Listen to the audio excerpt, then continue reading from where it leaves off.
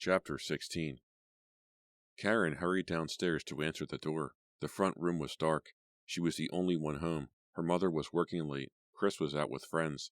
She stopped at the front door, breathing hard, and brought her face close to the wooden door. "Who is it?"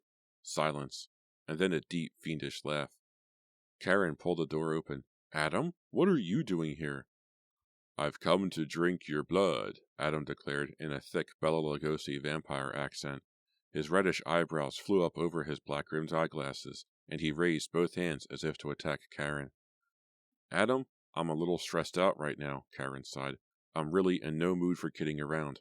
"Who's kidding?" Adam insisted. He stepped past her into the living room.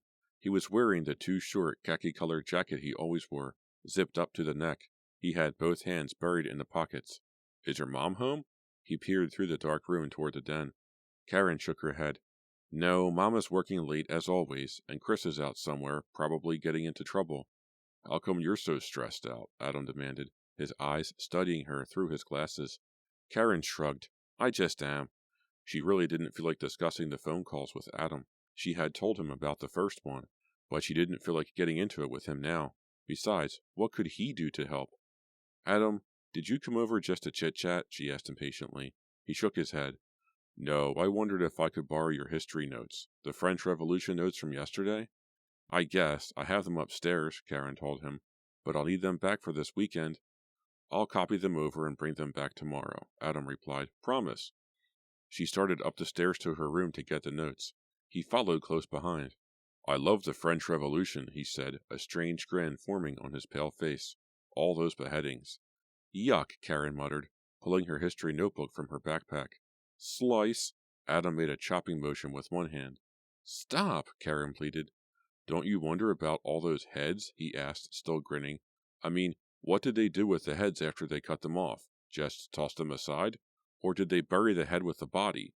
Do you think they sewed the head back on the person and then buried him? Or did they bury the head by itself, in a square hat box or something?"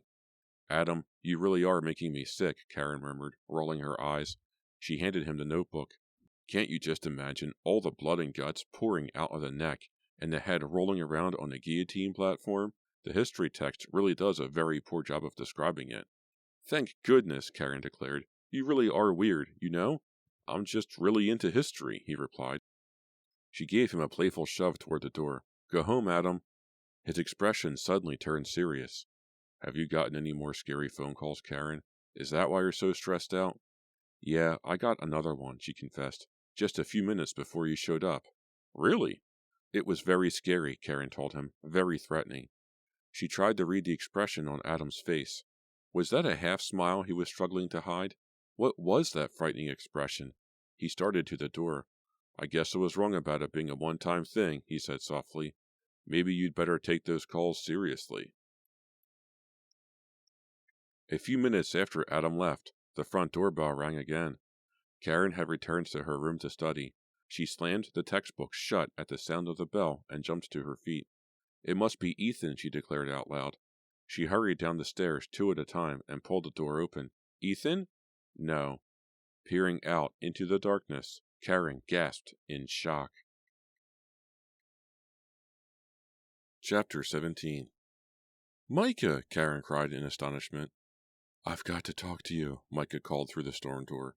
Her eyes burned into Karen's through the glass. "No, we don't have anything to talk about," Karen said coldly.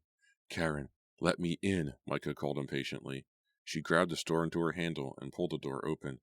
"Micah, I'm busy," Karen insisted, but she stepped back so that Micah could enter. Micah had her thick blonde hair pulled back and tied loosely with a blue ribbon. She wore a pale blue down vest over a bulky yellow sweater and faded denim jeans with a hole in one knee. Karen led her into the living room and stood in front of the couch. She crossed her arms in front of her and didn't sit down. Micah made a disgusted face. She stood awkwardly in the middle of the room. "I thought you and I were friends," she murmured. "I thought so too," Karen replied coldly, "but I guess not." "What is she doing here?" Karen asked herself. "She isn't my friend any longer. She's a traitor. A traitor!" "I'm really worried about you," Micah said, ignoring Karen's sneer. "Worry about yourself," Karen snapped. "No, Really, Micah continued. She stepped closer, her green eyes studying Karen. Listen to me, Karen. You and I are friends, and... We were friends, Karen interrupted, sadness creeping into her voice. She struggled to keep herself together. Micah turned away. I'm sorry you feel that way, she murmured. That's the way I feel, Karen insisted angrily. Micah cleared her throat. Her charm bracelet jangled as she lowered her hands to her sides, balling them into tight, tense fists. Ethan isn't worth it, she said, her voice barely above a whisper. Huh? Karen wasn't sure she had heard correctly. I came here to tell you that Ethan isn't worth it, Micah replied emotionally. He really isn't. You know for sure about him and Wendy? Karen asked. Micah started to say something, but changed her mind. Come on, Micah. Tell me what you know, Karen demanded shrilly. Tell me. Micah shook her head sadly. He isn't worth it, Karen. Tell me, Karen cried. I can't talk to you, Micah said, starting toward the door. I can see that, Micah said, starting toward the door. I can see that. I can't talk to you now. She made her way quickly to the front door, taking long strides. Karen chased after her. Tell me what you know, she insisted. Isn't that why you came here, Micah? To make sure I know the truth about Ethan and Wendy? Micah turned with her hand on the storm door handle. I'm sorry, she said softly. Really sorry. Micah hurried out the door. Breathing hard, Karen leaned her back against the solid door and waited for her heart to stop pounding. I really lost it, she realized. I totally lost it. Micah must think I'm crazy. Why did Micah come? What did she want? Karen's brain was spinning too wildly to figure it out. Did Micah come to warn her? To tell her some news about Ethan and Wendy? To help her? No way to tell. Maybe if Karen hadn't started screaming at her, Micah might have explained why she had come. I've got to get control, Karen told herself. I'm just so stressed out. Karen made her way to the kitchen and put the kettle on. Some hot chocolate will help calm me down, she thought. As she reached into the cabinet for a mug, the phone rang. She hurried over to the wall phone and picked it up. Hello? Hi, Karen. It's me, Ethan.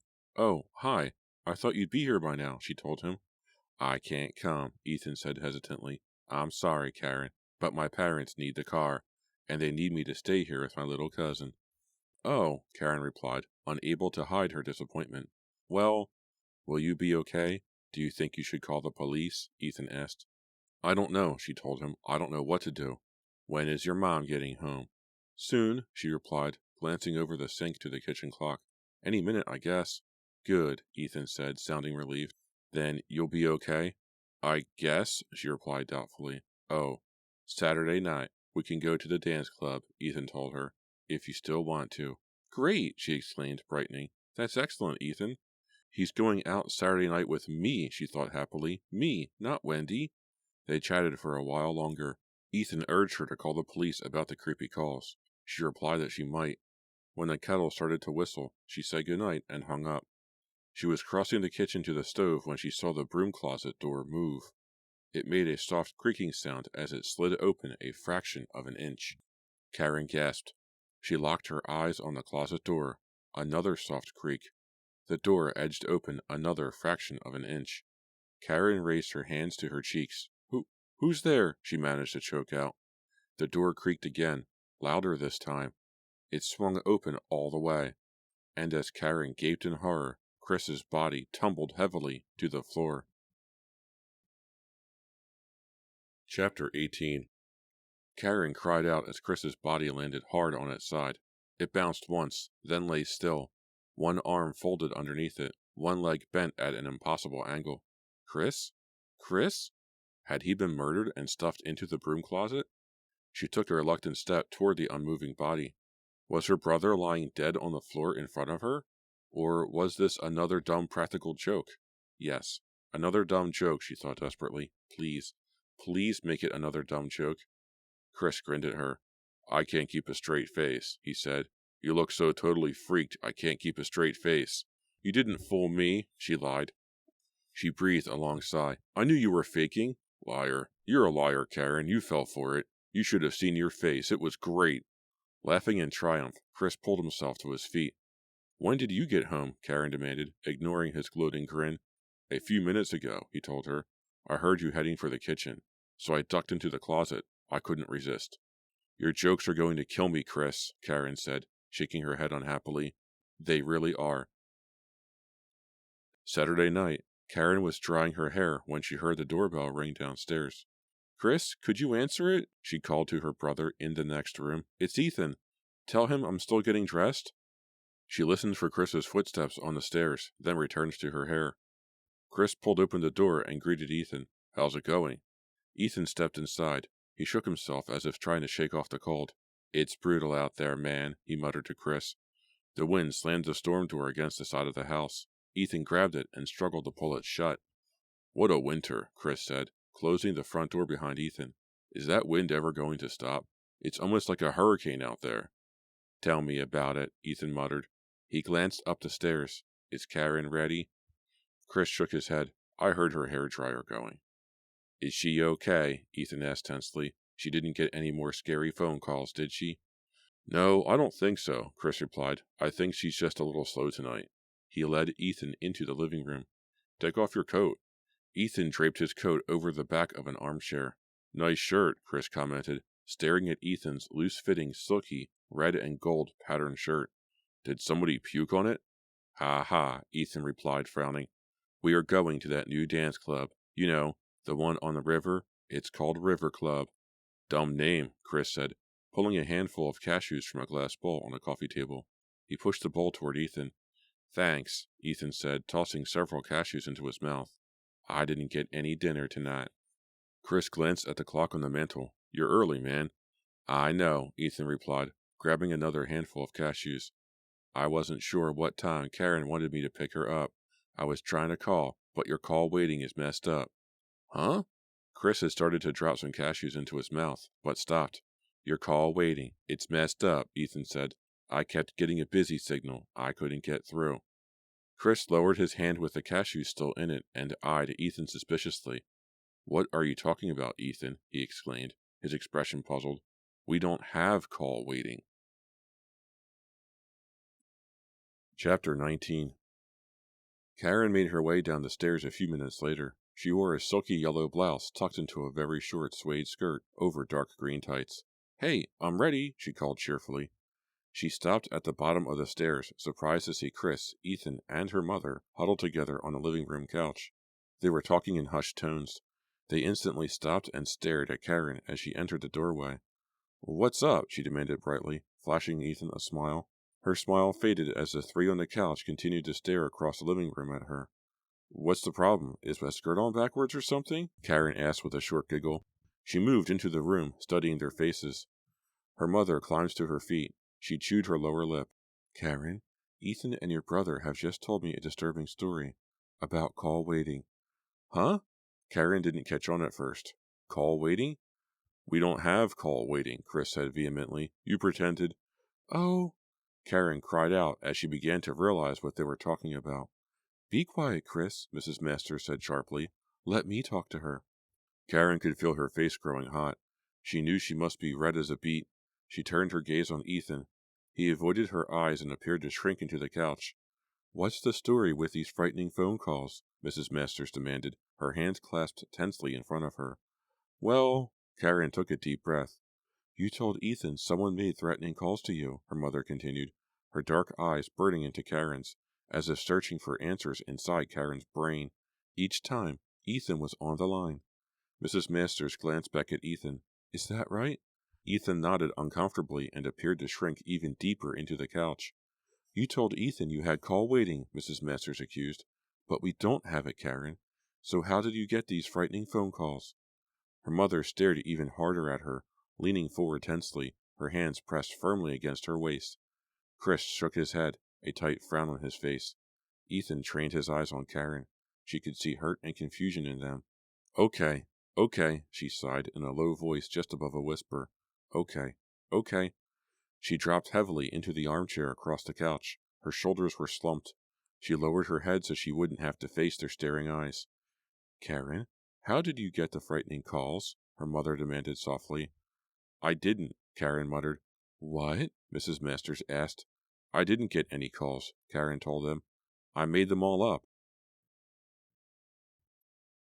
Chapter 20. "I didn't get any calls. I only pretended," Karen said softly. She brushed a lock of dark hair off her forehead with a trembling hand. "This is so embarrassing," she murmured. keeping her eyes lowered, feeling her neck muscles tense. "But why, Karen?" Mrs. Masters demanded. "Why on earth would you do such a thing?" "You always say my jokes are the dumbest," Chris exclaimed, shaking his head. "Well, this is the dumbest thing I've ever heard of." "Chris, please," Mrs. Masters scolded sharply. "Give your sister a chance to talk. This isn't a joke, it's serious." Her voice caught in her throat. She swallowed hard, and then she added quietly, "It's very serious." "I really don't want to talk about it," Karen told them, rubbing the back of her neck. "Chris is right. It was really dumb." "I'm afraid we have to talk about it," her mother said. She crossed over to Karen and put a gentle hand on her shoulder. "I don't want to embarrass you, dear. I want to help you. I need to know why you thought you had to invent those frightening calls." "To keep Ethan," Karen blurted out shrilly. She felt tears glaze over her eyes. She sucked in her breath and held it, willing herself not to cry. She felt her mother's hand squeeze her shoulder tenderly. "I don't understand," Mrs. Masters said, her voice barely above a whisper.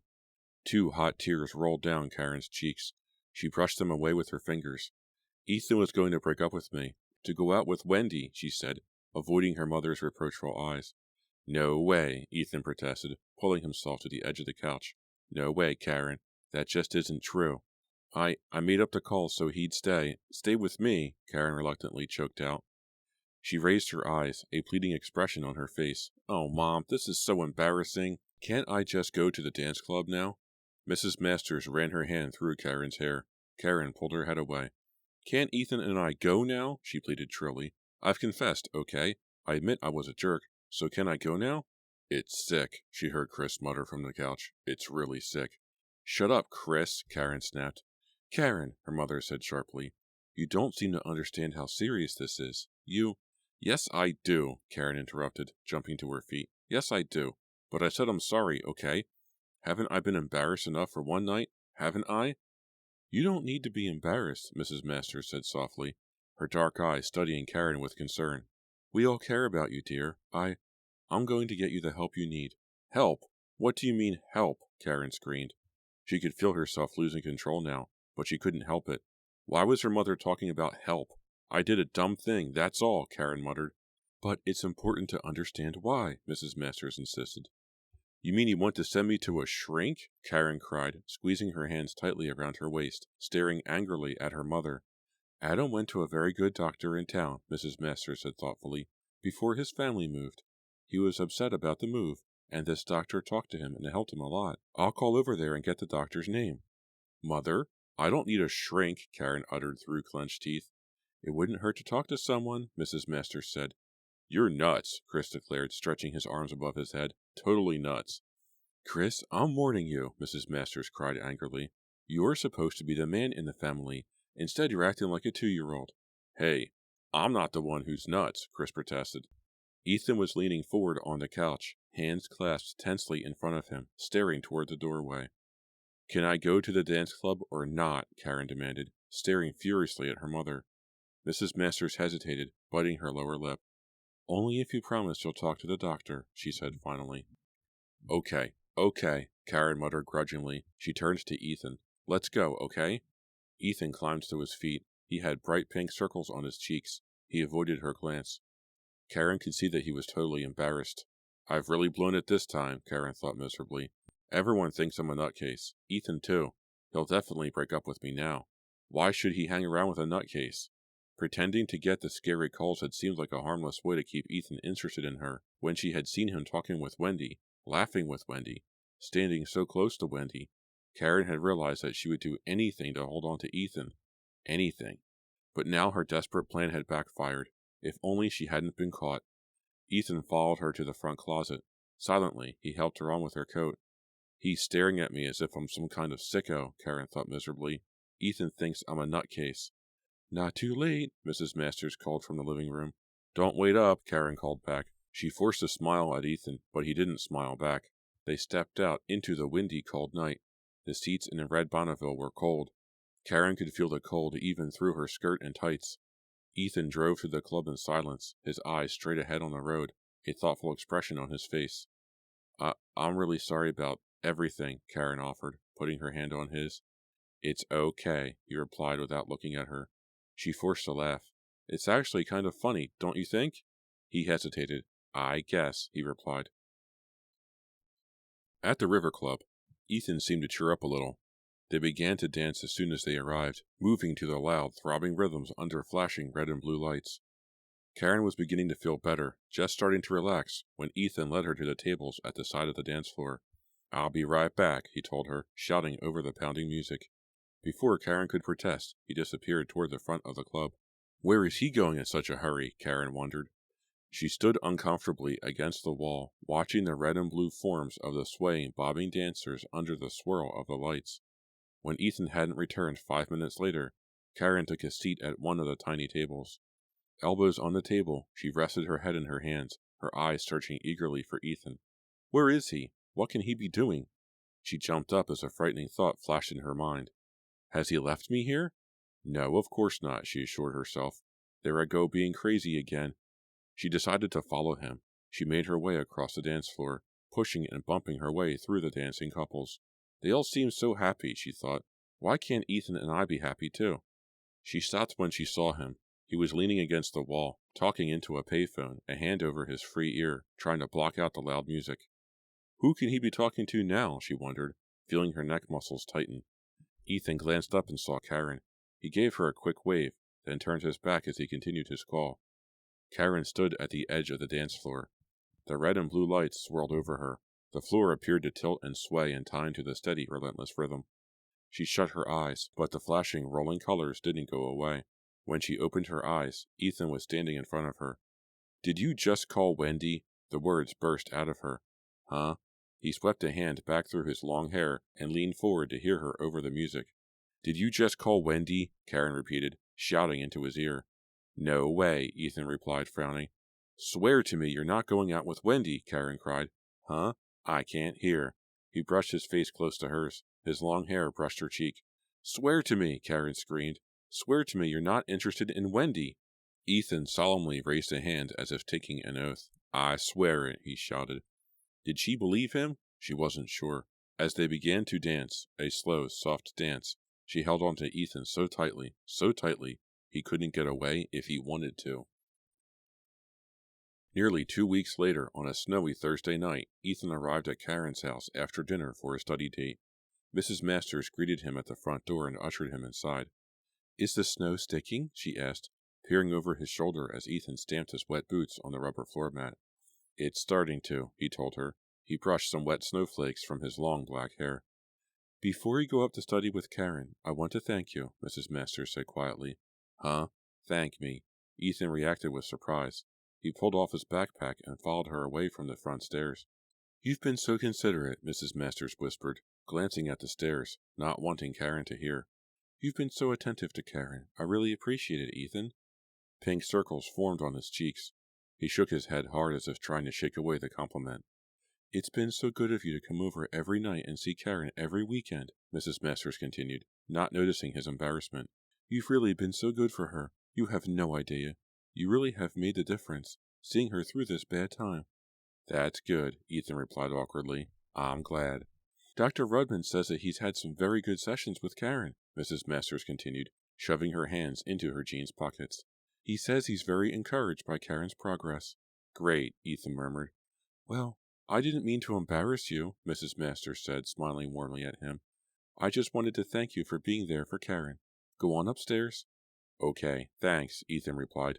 Hoisting his backpack over one shoulder, he eagerly made his way up to Karen's room. She glanced up from the open book on her desk as he entered. What were you and Mom talking about? She demanded.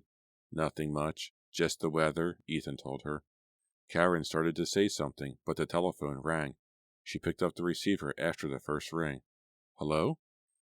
Karen, this is your imagination calling, a harsh, throaty voice whispered in her ear. I'm inside your brain. I'm going to kill you. I'm really going to kill you. Chapter 21. No! Karen screamed. The phone dropped from her hand, clattering onto the desk. What is it? Ethan demanded, his eyes wide with surprise. It's real, Karen choked out. Ethan, it's real this time. The call. He grabbed the receiver. Let me hear. He raised it to his ear. Hello? Hello? Who's there? Karen stared at him as he listened intently. He turned to her, a bewildered expression on his face. Just a dial tone, he murmured. He replaced the receiver. Karen threw her arms around him and pressed her face against his chest. It was so horrible, Ethan. Such an ugly, raspy voice. He said he was my imagination. He said he was inside my brain and he was going to kill me. Ethan didn't reply. Karen pulled back and studied his face. You believe me, don't you? Yeah, of course, Ethan replied automatically. Karen caught the doubt in his eyes. He doesn't believe me. Ethan doesn't believe me. She shoved him angrily away with both fists. It's real this time, she cried. It was a real call, Ethan. I believe you, he insisted. Really, Karen, I believe you. But she could see in his eyes that he didn't. She could see in his tight-lipped expression that he thought she was inventing another drama.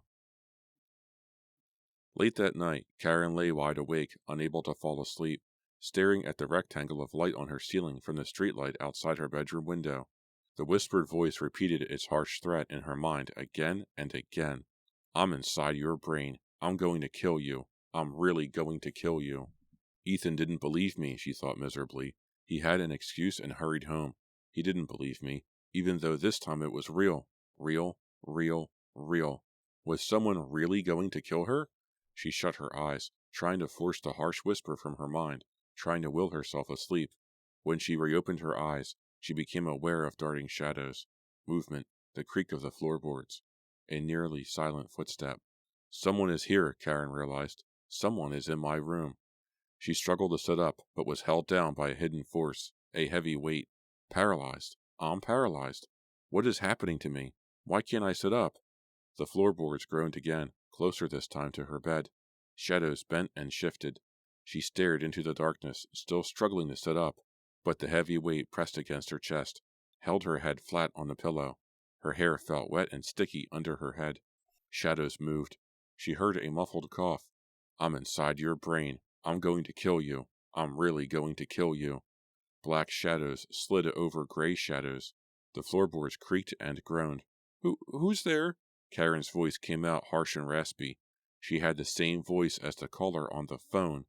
Who's in my room? She called in a throaty whisper. Silence. Sliding shadows close to the bed. And then a figure moved out of the shadows, and a face lowered itself right above hers. Chris! Karen cried. He grinned down at her, his face half in shadow, half in light. Chris, what are you doing in my room? His face floated over hers. His grin grew wider. His eyes burned down into hers. It wasn't a joke, he said. Huh? Chris? What do you want? Karen cried. It wasn't a joke, Chris repeated. And then Karen saw the gleaming blade, and recognized the big kitchen knife her brother raised slowly in his hand. Chapter 22. Chris, please, Karen pleaded. The knife blade gleamed, lowering toward her throat.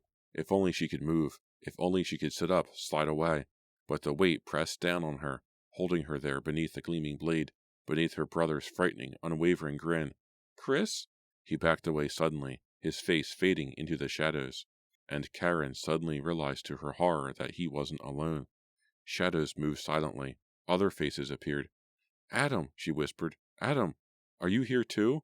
Beside Adam, she saw Ethan, then Jake. She saw Micah's tangles of blonde hair next, and then Micah was there. Chris and Adam and Ethan and Jake and Micah and Wendy. Their faces were illuminated by a silvery glow, the glow of broad knife blades. They all held kitchen knives. The gleaming blades rose above Karen, shining brighter and brighter until she had to turn away, had to shut her eyes from the shimmering white glare. Have you all come to kill me? She wondered. It isn't a joke, Chris said. It isn't a joke this time. No, it's a dream, Karen suddenly knew. She knew when she opened her eyes, the faces, the knives, the shadows would all be gone. Just a dream. A frightening dream, she told herself. She opened her eyes. She sat up. She had been right. She stared into the silent darkness. Just a horrible dream. She stared at the ceiling for the rest of the night, afraid the dream might continue if she fell back to sleep.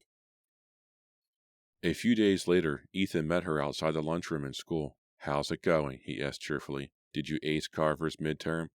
I think so, Karen replied, bending down to pick up a penny. Hey, look what I found. Isn't finding a penny supposed to be good luck? Ethan had turned away, she realized. Tucking the penny into her jeans pocket, she saw that Jake had appeared. Where have you been, man? Jake demanded in his raspy voice, after slapping Ethan a high five in greeting. I haven't seen you in days. Ethan's cheeks turned pink. Well, I've been spending a lot of time with Karen, he explained. Karen turned to see Jake glaring at her coldly. Jake doesn't like me, Karen suddenly realized. The discovery caught her by surprise. She had known Jake even longer than she had known Ethan, but until this moment, she had never realized that Jake didn't like her. You want to grab some lunch? Jake asked Ethan. Ethan turned to Karen. No, not today. Karen and I... Okay, later, Jake said, shrugging. He shambled away, his long grasshopper legs taking unhurried strides. If you'd rather have lunch with Jake, Karen started. Ethan shook his head. No, come on. Did you bring your lunch, or do you want to buy something? Before Karen could answer, she felt someone tap on the back of her sweater. She turned around to see Jessica Forrest, a girl she knew. Karen, there's a call for you, Jessica informed her. In the principal's office. Huh? A call? Who is it? Karen demanded. Jessica shook her head. I don't know. I work in the office at lunchtime. They just told me to try to find you. Karen felt her heart start to thud in her chest. Blood pulsed at her temples. Who would call her at the office? Was something wrong with her mom? Was there an accident? Had something terrible happened? I'll save you a seat, Ethan said, pointing to the lunchroom. Karen barely heard him, her mind whirring with frightening thoughts of what the call could be. She followed Jessica to the office, half walking, half jogging. Jessica stopped to talk to some kids. Karen hurried past her. She ran into the principal's office and breathlessly grabbed up the phone at the end of the long counter. Hello? I can see you, Karen.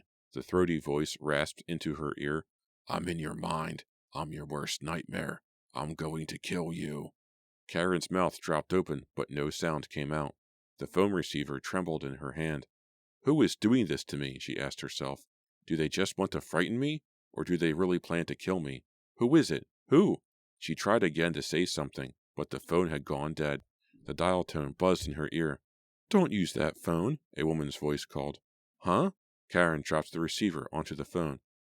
Don't use that phone, Karen. Karen turned, her heart pounding, to see Mrs. Ferguson, the office secretary, pointing at her. Huh? What's wrong, Mrs. Ferguson? Karen asked in a quivering voice. You'll have to use a different phone, Mrs. Ferguson instructed. That phone isn't working at all, Karen. It's out of order.